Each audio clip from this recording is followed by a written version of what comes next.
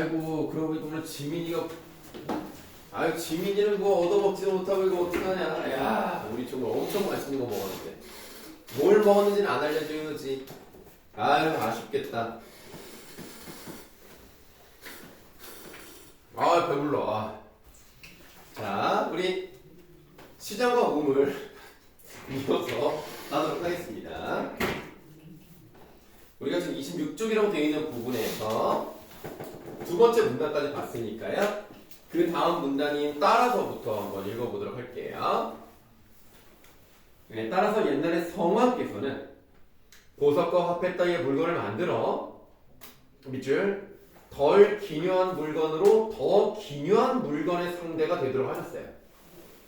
그러니까 여기서 덜 기묘한 물건이라는 건 뭐냐면 방금 앞에 나왔던 보석과 화폐를 말하는 거고요. 더 기묘한 물건은 진짜 우리가 먹고 살아가는데 도움이 되는 그런 것들 있잖아요. 예를 들면 쌀과 비단, 옷 이런 것들을 사게 만든 겁니다. 그런데 쉽게 말하면 화폐 경제를 통해서 어떤 물건을 살 수 있게 시스템을 구축해놨다. 이거 얼마나 훌륭하셨냐. 그래서 게다가 배와 수레를 만드셔서 험지라고 외진 곳까지도 물건을 유통시켰습니다. 유통도 되게 중요하죠. 유통이 일어나야 필요한 물건을 필요한 사람들이 살 수 있게 만들 수 있으니까. 그렇게 하고도 천리만리 먼 곳에 물건이 이르지 못할 거 염려하셨다. 이렇듯이 백성들에게 폭넓게 베풀어 주셨다. 지금 우리나라는 지방이 수천이라서 인구가 적지 않고 갖추어지지 않은 물산이 없다. 많은 걸 갖추고 있다는 얘기입니다. 그럼에도 불구하고 밑줄 산과 물에서 얻어지는 이로운 물건을 전부 세상에 내놓지 못해요. 산에서 얻은 거 거기서만 끝. 물에서 나온 거 거기서만 끝. 그러니까 지금 이 상황은 뭐야? 물건이 제대로 유통되지 못하고 있는 현실을 비판하고 있다고 보시면 되죠.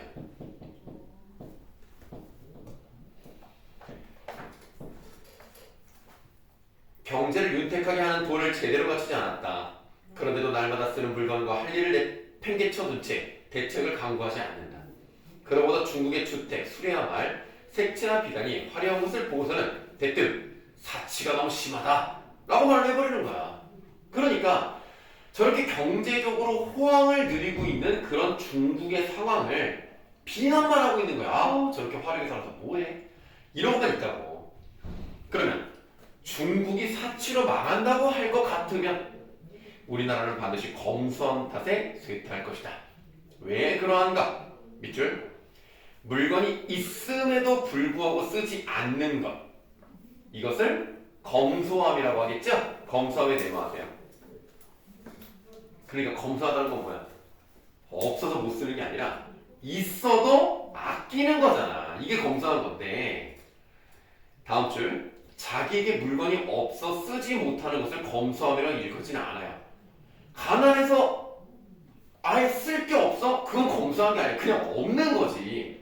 자, 현재 우리나라에는 우리나라 꺽쇠 우리나라에는 진주를 캐는 집이 없고 시장에는 산후의 물건값이 매겨져 있지 않다. 금이나 은을 가지고 점포에 들어가서는 떡과 엿을 사 먹지 못한다. 닫아보세요. 그러니까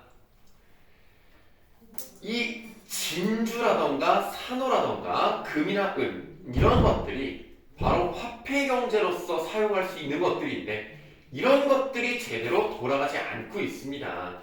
그러니까 물건 유통이 안 돼. 물건을 사지를 못해. 그러니까 경제 발전이 안 되는 거예요. 그래서 재물이 제대로 유통되지 않는 현실, 이거에 대한 이야기를 하고 있다는 겁니다.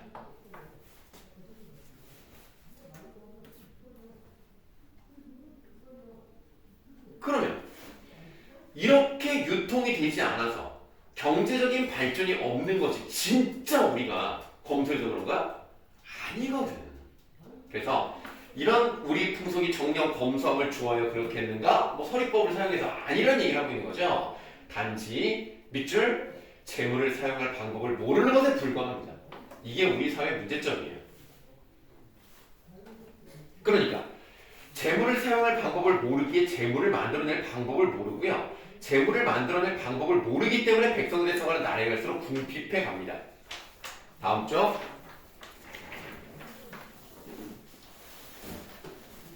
재물은 비유하자면 우물이에요. 그래서 제목이 시장과 우물입니다. 우물에서 어때?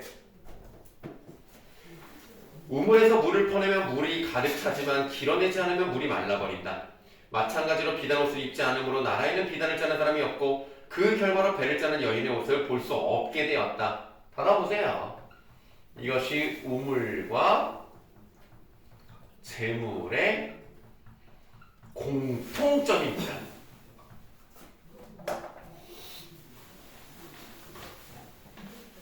참 신기하죠?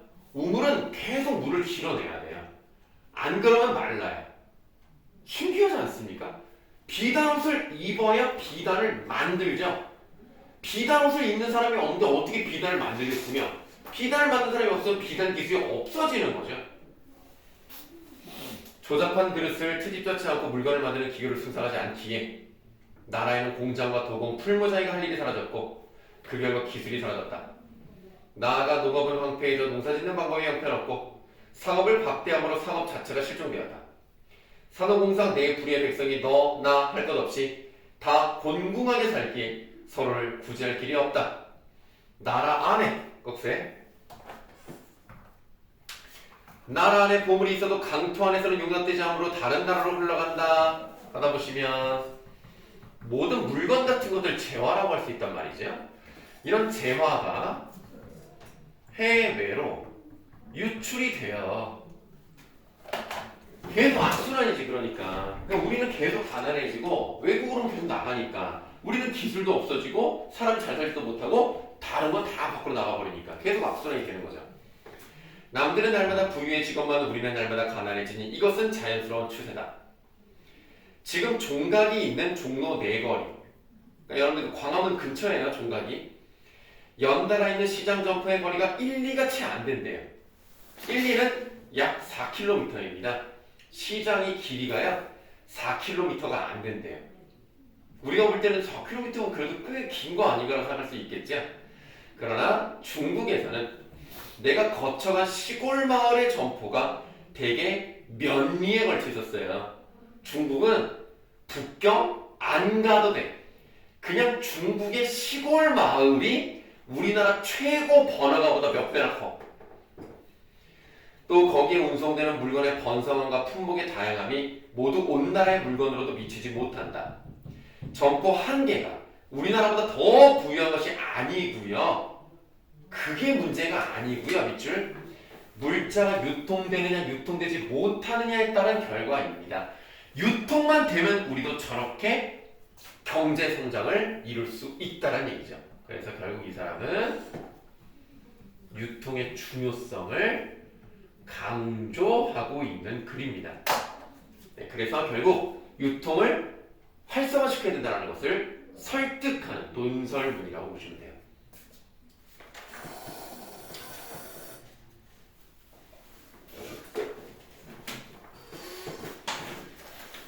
자, 이 글을 봤으니까 잠깐 35쪽을 보도록 할게요. 그리고 뒤로 넘어가시면 학습활동 같은 게 있어요.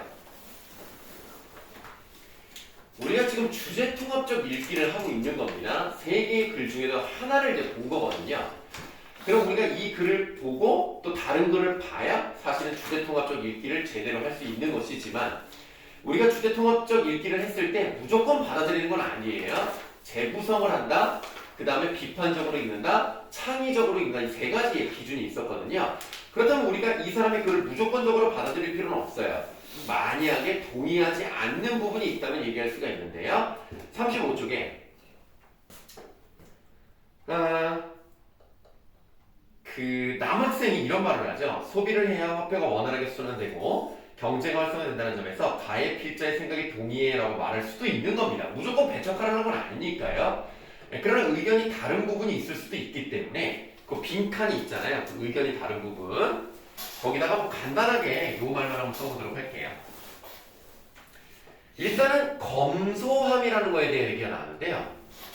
지금 이 필자는요. 검소하고 싶어서 검소한 게 아니라 쓸 게 없으니 검소하는 이런 얘기를 합니다. 그렇다 하더라도 검소함 자체가 나쁜 덕목은 아니거든요. 그래서 검소함이 바탕이 돼야 이런 게 있어야 부를 축적할 수 있지 않느냐. 왜 우리 민족의 검소함에 대해서 부정적으로만 보느냐 라고 우리가 좀 동의하지 않는 그런 부분이 있을 수도 있다는 얘기죠. 그렇게 한번 써봤고요. 나머지는 우리가 아직 안 읽었기 때문에 뭐 쓸 수는 없는 것이고, 바로 왼쪽 34쪽 한번 볼게요. 34쪽 앞쪽이다. 앞쪽 34쪽에 문제 4번을 보시면 소비에 대한 관점과 글의 형식을 비교해보자 라고 되어 있는데요. 뭐 시작과 의문은 논설문이었기 때문에 그거 쓰실 필요는 없고요. 관점을 봤더니요, 경제적인 관점을 좀 중점적으로 본 거예요. 어떻게 소비가 되어야 되느냐, 어떻게 유통이 되어야 되느냐, 이런 얘기를 하고 있는 것이고요. 거시적 국가적 관점에 대한 얘기를 하고 있죠. 어떤 개인의 차원에서 우리가 어떤 변화를 가지고 와야 된다, 이 얘기를 하는 것이 아니라, 유통이라는 것은 개인의 문제가 아니거든요. 이거는 거시적, 그러니까 크게 봐야 돼요. 큰 관점으로 본다는 얘기는 국가의 유통 문제를 건드렸기 때문에 거시적이다 또는 국가적 관점이다. 그 말을 다 동그라미 하도록 하겠습니다. 자, 그러면 일단 우리가 이렇게 봤으니까요. 독서는 여기서 접도록 하고요. 그리고 다음 시간에 또 계속 이어서 하도록 하겠습니다. 다시 이제 문학으로 돌아가 보도록 하죠.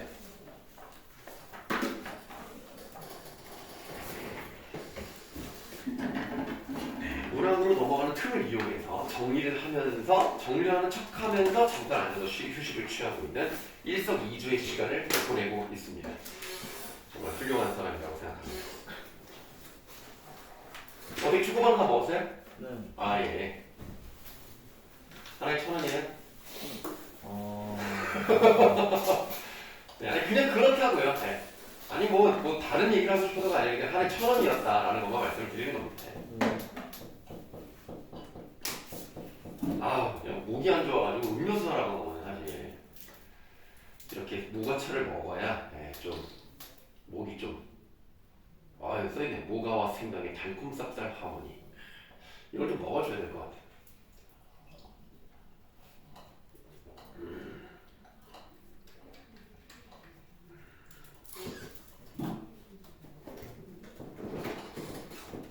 자, 그럼 이제 우리가 문학은 무엇을 봐야 되냐면 사과를 먹으면서까지 봤으니까 시에서 마지막 시, 사랑이라는 시를 보도록 하겠습니다. 근데 사랑이라는 시가요, 김수영이 썼거든요.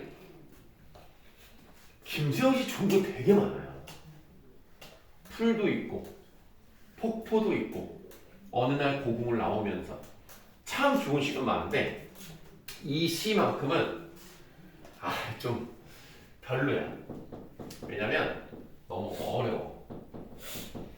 그러니까 쉽게 생각하려고 하시면 됩니다. 일단 너무 어렵게만 가지 말고 쉽게 한번 가도록 할 건데 일반적인 사학 내용이 아니기 때문에 좀 어려운 거죠. 한번 봅시다. 김수영은 68년도에 죽었어요. 거기 오른쪽에 써있죠. 그래서 보통 50년대, 60년대에 시를 주로 썼던 사람입니다. 50년대는 이승만 독재, 60년대는 박정희 독재. 그래서 뭔가 쉬운 시기를 살았던 사람은 아닙니다. 그럴 때 이 김수영이라는 사람은 이제 어떤 노래를 했을 것인가에 대해서 한번 얘기를 해보도록 할게요. 어둠 속에서도 라고 시작을 하죠. 자, 어둠 속부터 이제 바로 꼭대기 오시면 돼요.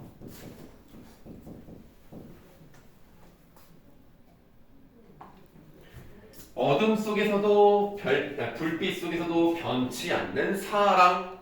받아보세요. 그러니까 이 시적 화자는 사랑을 배웠어요. 누구를 통해서? 너로 해서. 너에다가 동그라미 하세요. 너가 누군지 모르겠지만 우리 쉽게 갑시다. 그냥 사랑하는 여자라고 생각을 해볼게요. 김수영이 남자니까 그냥 여자라고 할게요. 너로 인해서 그런 사랑을 배웠는데 그 사랑이 어때요? 변하지 않는 사랑이에요. 그래서 이 사랑은 일단 불변성이죠. 그리고 항상성, 그러니까 변하지 않는 항상 유지되는 그런 성격을 가지고 있다는 겁니다. 여기까지는 어렵잖아요.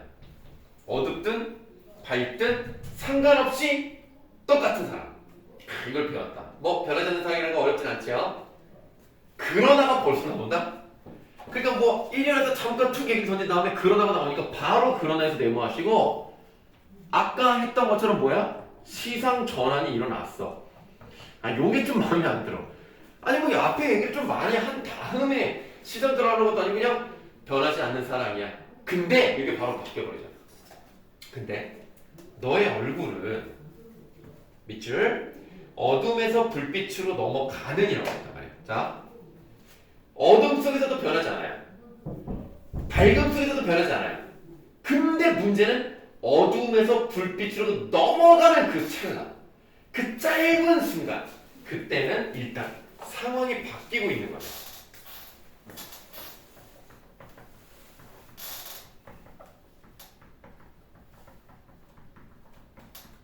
상황이 변하고 있는 중의 순간성.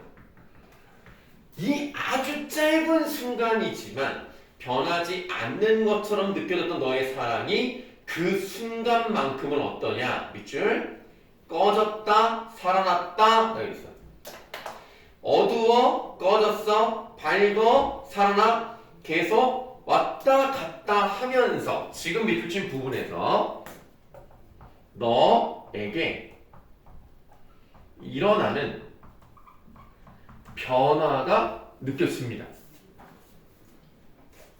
변치 않는 사랑을 가르쳐 준 너의 얼굴이 상황에 따라서 그 짧은 순간이나마 바뀌고 있다는 것을 느끼면서 너의 얼굴은 그만큼 불안하다 라는 것까지 갔어요.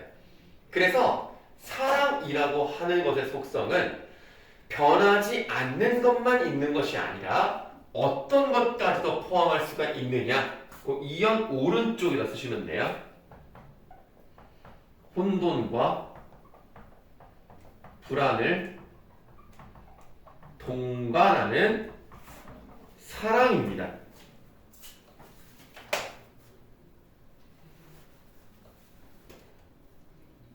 쉽게 가봅시다. 쉽게. 변치 않는 사랑을 약속할 때가 있지 않습니까? 우리 영원히 사랑하자. 에이 그럼 거짓말이 어딨어. 어떻게 영원히 사랑하냐. 에이 그건 아니지. 솔직히 평생 동안 사랑해. 내가 이 정도까지 이해할 수 있겠다. 아니 사후세계가 어떻게 될지 모르는데 어떻게 영원히 사랑해. 그건 모르겠고 어쨌든 평생 사랑해 라고 할지라도 싸울 수도 있잖아. 그럼 약간 사랑하지 않는 건 아니지만 좀 약간 미울 때도 좀 있잖아. 아 진짜 내 마음도 몰라주고 진짜. 그렇다고 그 사람을 저주하거나 비난하거나 헤어졌으면 좋겠다는 것까지 아니더라도 섭섭하네, 서운하네, 왜 내 마음을 몰라주지? 이럴 수 있지 않습니까? 그러니까 사랑이라는 것이 변치 않는 느낌이 물론 있을 수 있지만 그런 기저를 깔고 있다 하더라도 뭔가 중간중간에 사랑이라는 게 언제나 똑같은 그런 느낌은 아니란 말이에요. 그러니까 불안하다. 이렇게 쉽게 생각하면 돼요. 일단 다음 번개처럼 짜자작 번개처럼 짜자작. 그러니까 번개처럼 금이 간 너의 얼굴은 이라고 되어 있단 말이에요. 그러니까 번개는 어떻게 되게 짧죠. 그게 뭔가 이 사랑이 변치 않을 것 같았는데 어느 순간 그 짧은 그 순간에 불안한 속성을 가지고 있다는 것을 번개로 표현하고 있는 거예요. 그래서 파괴와 생성이, 그러니까 애가 얼굴이 꺼졌다 살아났다 하니까 파괴, 생성, 지금 이거를 지금 포함하고 있는 거죠. 생성의 불안한 순간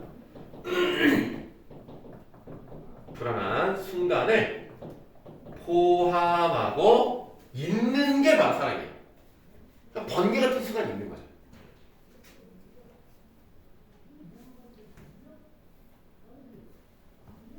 그래서 번개처럼 금이 간 너의 얼굴은 이라고 돼 있어서 이 얼굴에 이 사랑의 얼굴이라고 할 수가 있는데 그 사랑의 얼굴이 이런 균열의 순간을 포함하고 있는 것이다. 그렇지만 우리가 사랑의 대상을 버릴 수는 없는 거잖아요. 그런 사랑의 속성을 느꼈다는 것 뿐이지 우리가 그렇다고 헤어지자라고 하는 것은 아니니까 버릴 수 없고 끝까지 가져갈 사랑이 있지만 이런 요소들을 가지고 있고 또 그럼에도 불구하고 사랑을 포기할 수는 없는 뭐 그런 사랑이랄까? 네, 그렇게 생각하시면 되겠습니다. 그래서 시가요 좀 어려워요. 뭔가 감정을 노래한다기보다는 과연 사랑이라는 것은 무엇일까에 대해서 접근하는 철학적인 내용? 이렇게 본다면 여백에다 쓰시면 돼요. 그래서 감정 중심이 아니라 어떤 이성적인 고찰 그런 시의 느낌이 좀 강하기 때문에 주지시라고 하는 겁니다. 주지시 어떤 그러니까 정서가 중심이면 주정시라고 하는 주정시 정서 중심이면 근데 이거는 이성적 판단 중심이거든요. 알과 지자를 써서 주지시 이렇게 이제 말할 수가 있습니다. 그러니까 주지적인 성격이 있다는 것 뿐이지 서정적인 시는 맞아요. 서정적인 시 중에서 주지적인 느낌이 강하다는 겁니다. 그 다음에 하나를 더 써보도록 할게요. 추상적이고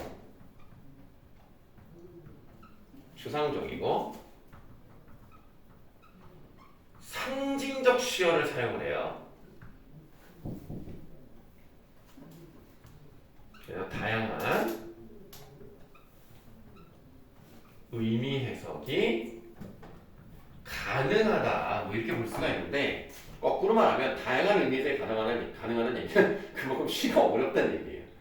이렇게도 보고 저기도 봐야 되기 때문에 좀 어렵습니다. 시가. 네, 그런 의미에서 자유시간을 한번 느껴보도록 하겠습니다.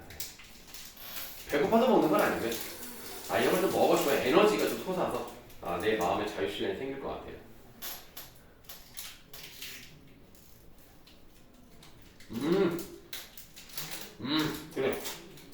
그래 지금 거 1,000원. 자.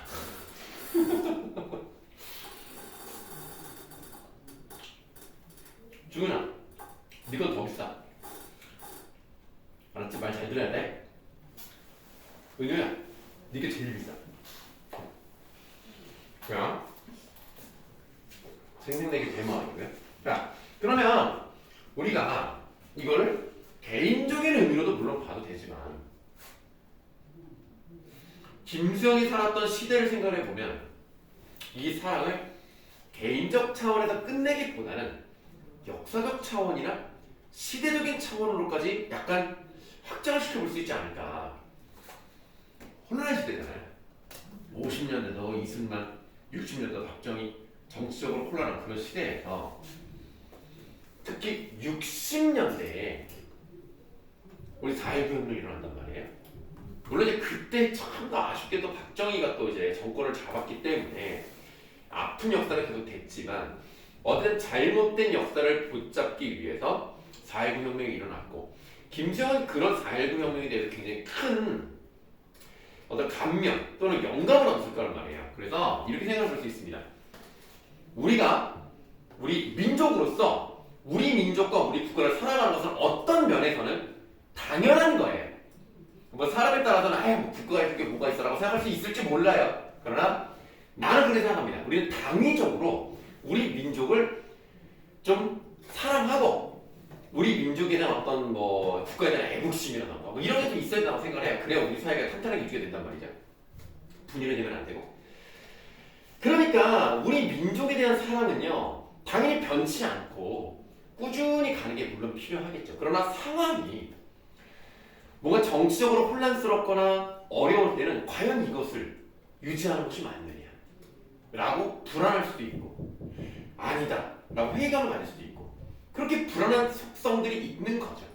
그렇지만 그런 것들을 꾸준히 우리가 밀고 나가면서 어떤 민족에 대한 어떤 사랑과 그런 역사에 대한 배반하지 않는 그런 마음 그런 것들이 좀 필요하다라는 의미로 읽혀도 괜찮겠다. 그래서 시가 좀 어렵습니다. 그래도 뭐 버릴 수는 없잖아요. 불안한 속성이 있다고 해서 그런 느낌으로 보시면 되겠습니다. 자, 이제 우리가 이제 시는 이제 오늘 하나, 둘, 셋, 네 개를 했나요? 예, 좋은 시 많이 했습니다.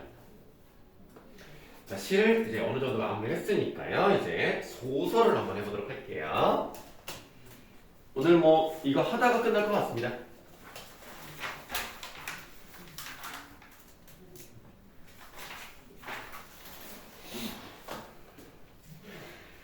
자, 고향이라는 이 소설은요.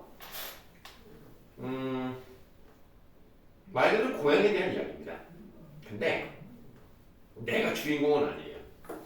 내가 아닌 다른 사람의 이야기를 우리에게 전달해 주는 방식이기 때문에 일단은 거기다가 쓸게요. 1인칭 관찰자 시점입니다. 1인칭이니까 나라는 사람이 나오고요. 내가 나의 이야기를 하는 방식은 아니에요. 1인칭 주인공이 아니니까. 내가 어떤 사람을 기차에서 만나요. 그래서 그 기차에서 그 사람의 얘기를 들으면서 그 사람의 이야기를 우리에게 들려주는데 이 글의 배경이 언제인지를 아셔야 되겠죠. 네, 일제강점기입니다. 그걸 이제 읽어보시면 나오긴 하는데 먼저 좀 말씀을 드려봤고요. 그래서 주제를 그냥 먼저 쓸게요. 주제는요.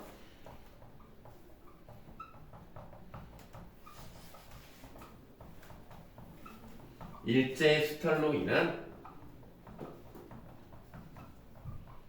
우리 민족의 비참한 삶에 대한 이야기를 합니다.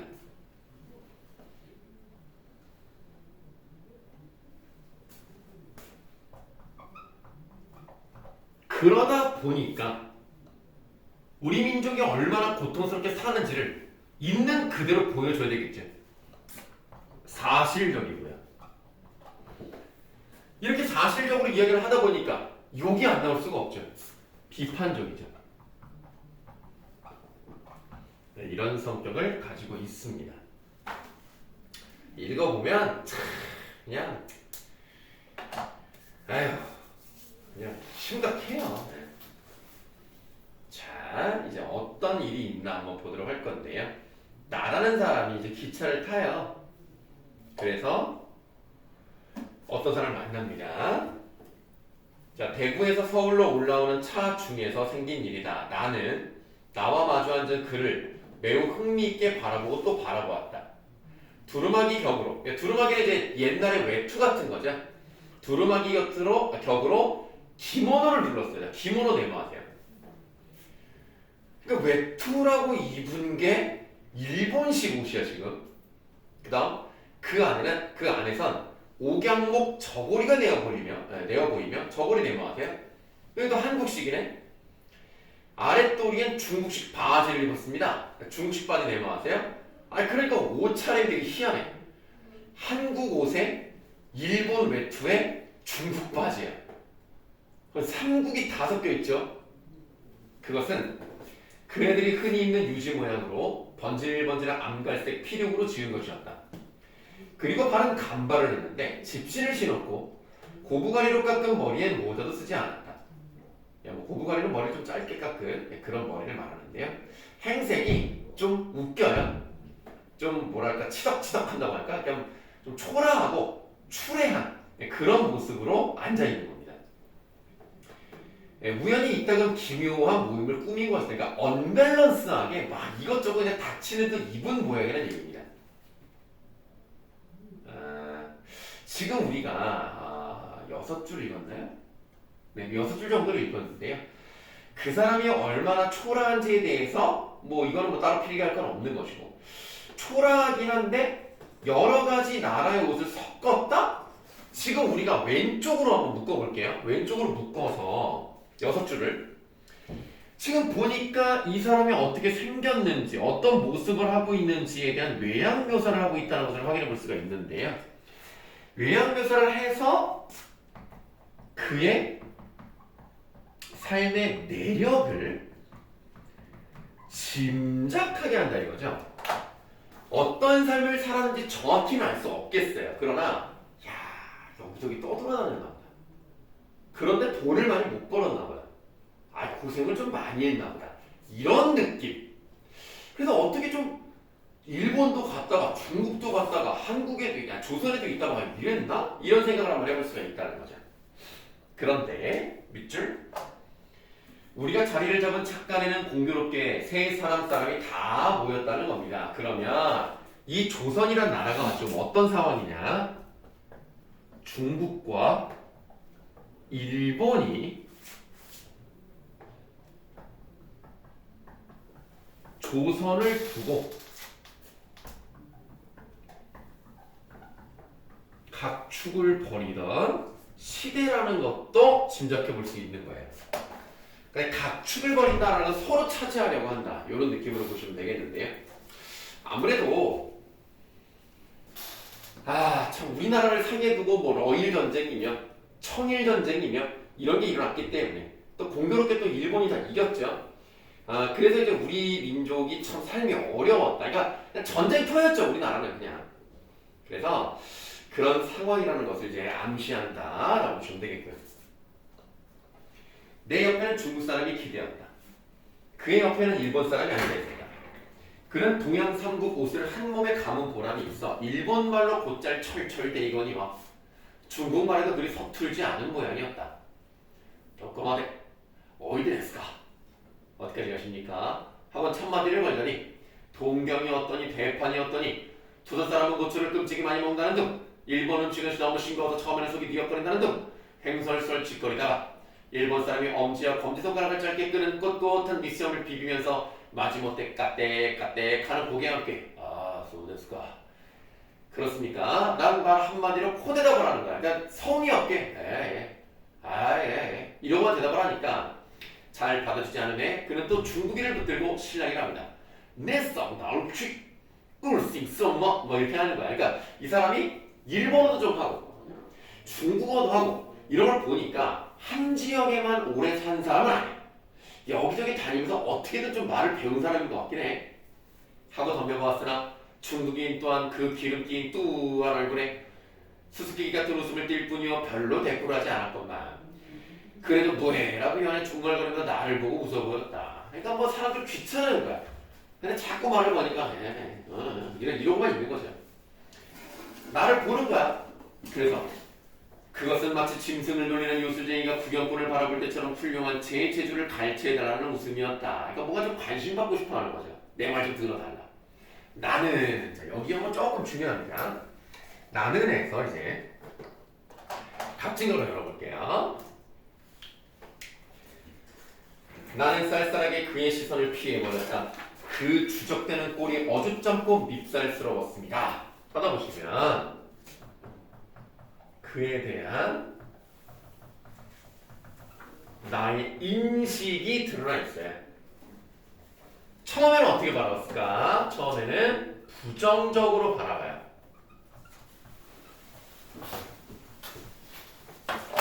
그래서 뭐 좀 꼴사납게 뭐 하는 거야? 사람 귀찮게.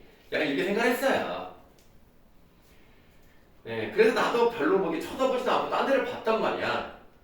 네, 그러니까 그는 잠깐 입을 닥치고 무료한 듯이 머리를 덕덕 긁기도 하며 손톱을 이로 물어뜯기도 하고 멀거니 창밖을 내다보기도 하다가 암만 해도 지절되지 않고는 못 참겠다니 문득 나에게를 향하며 어디 거저가는 게요?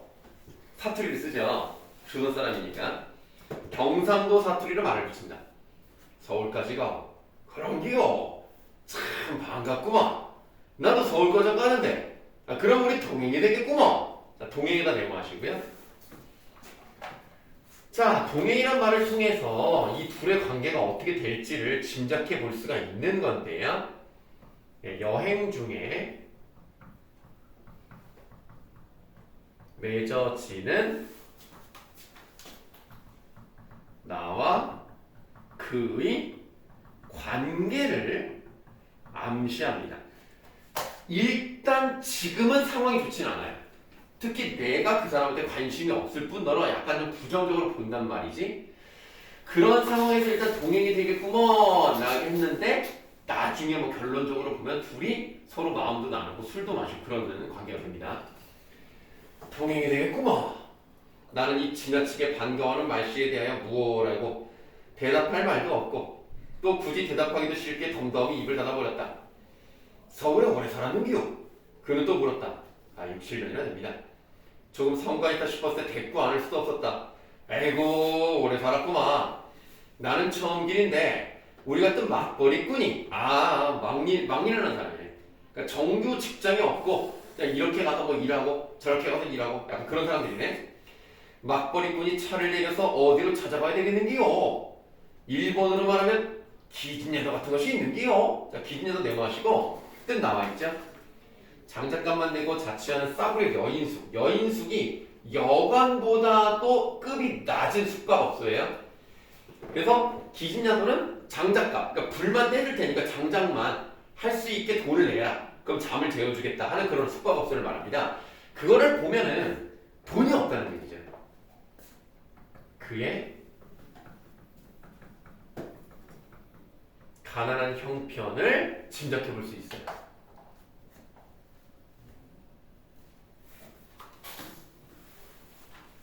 네, 그래서 자기가 기진야도 같은 곳밖에 갈 수가 없다는 생각을 하고 그는 답답한 제 신세를 생각했던지 찡그려 보였습니다. 그때 뭐 기진야도 같은 그런 싸구려 여인숙 같은 데가 있습니까? 거기 또 가야 되네 이런 생각을 한 거야. 그 찡그레 얼굴 딱 봤더니 내가 어떤 느낌이 들었냐면 그때 나는 해서 이제 각진어를 해야 돼요.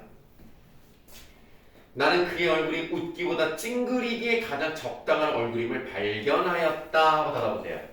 그러니까 각진어로 친 부분은 아까 앞에서 봤던 그에 대한 나의 인식에 해당하는 부분인데요. 아까는 귀찮아 꼴 보기 싫어 이렇게 생각했다가 지금 얼굴을 딱 봤더니 저 사람 봐라.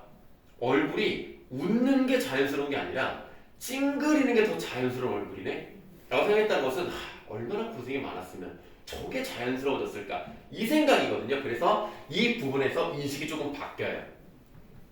그를 연민하기 시작해요. 좀 불쌍하게 생각하는 거야. 고생이 많았나 보네. 얼굴이 웃는 게 안 어울릴 정도야. 자, 그리고 바로 군데군데에서 꺽쇠를 열어보세요.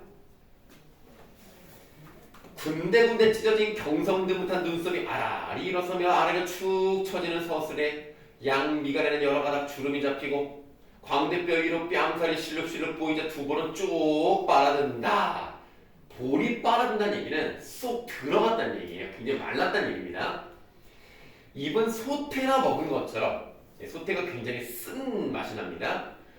소태나 먹은 것처럼 왼편으로 삐뚤어지게 찢어 올라가고 조이던 눈엔 눈물이 괴이듯 30세밖에 안 되어 보이는 그 얼굴이 10년가량은 늙어진 듯 하였다. 받아보시면 이 사람이 봤을 때 30살 같은 느낌이긴 한데 사실은 얼굴은 40살 같이 보인다 이런 뜻이거든요. 그래서 지금 이 부분 그의 외양 묘사가 되어 있는데 외양 묘사가 상당히 자세해요. 한 지금 5줄에 걸쳐서 나와 있죠. 근데 다 좋은 내용이 아니야. 그러니까 눈썹은 여기 군데군데 찢어졌어요. 그 밑으로 이게 축 내려와. 양미간 요게는 주름이 막 이렇게 막 엄청 많아. 여기도 막 보이고 이렇게 말라가지고 그리고 입 삐뚤어지고 눈물이랑 막 나는 것처럼 이런 얼굴을 보니까 이건 진짜 어렵게 나온다. 그래서 고생하며 어렵게 살아왔다는 것을 알 수가 있는데 이제 중요한 것은 결론적으로 이 사람만에 대한 얘기는 아니에요. 이 당시 우리 민족의 삶 자체가 이 사람과 같다는 걸 보여주는 소설입니다. 그래서 원래 이 글의 제목은 그의 얼굴이라는 제목이었어요. 그러다가 단행본으로 묶여 나오면서 그라보다 제목을 바꾼 건데요.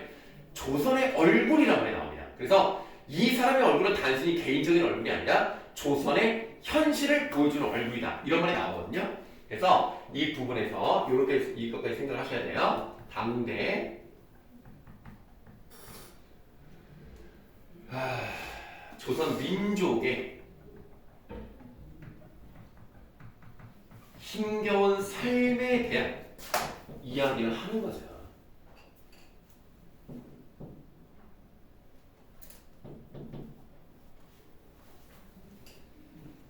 나는 그 신산스러운 표정이 얼마쯤 감동이 되어서 그에게 반감이 풀려지는 듯 하였다. 그래, 고생하는 모습을 많이 보니까 내가 미워할 수가 없는 거야. 불쌍하니까.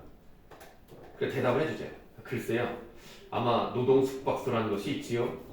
노동숙박소에 대해서 미주알, 고주알, 그러니까 이제 사소하게 시시콜콜 다 물어봐. 묻고 나서 시방 가면, 그 시방이 지금이라는 뜻이야. 지금 가면 무슨 일자리를 구하겠는기요? 라고 그는 매달리듯이 또 채쳤습니다. 혹시 지금 몇 분입니까? 52분. 벌써 52분이에요? 시기가 많이 느리네. 알겠어요. 오늘은 여기까지 하고요. 잠깐만요. 숙제를 알려드릴게요.